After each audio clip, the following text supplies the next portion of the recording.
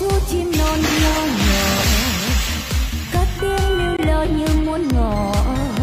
Buổi sáng quanh ta như sao đông, như bầu trời xanh ươm ướt mơ. Này chú chim ơi cho nhắn gửi lời hát tình yêu trong trái tim mọi người. Cuộc sống hôm nay tuy vất vả, nhưng cuộc đời ơi ta nên thương.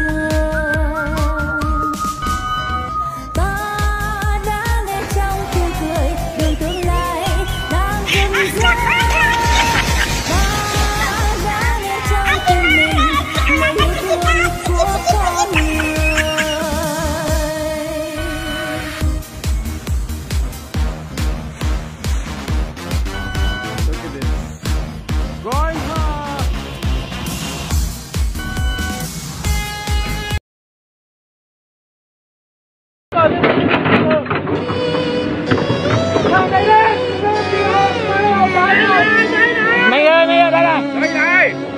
Đây.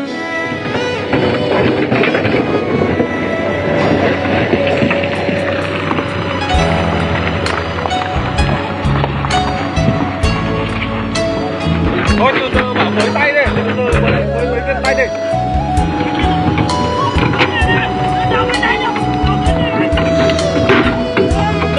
Nhẹ nhàng thế nào.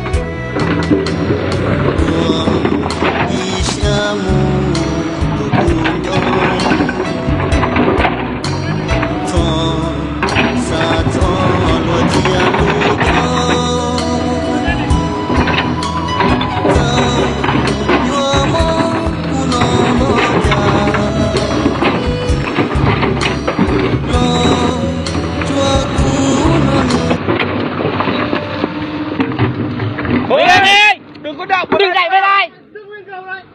Tay đó rồi. Không nữa nào. Thôi. Từ. Tay rồi. Tay ra nào, xúc tay đi anh em ơi. Vào.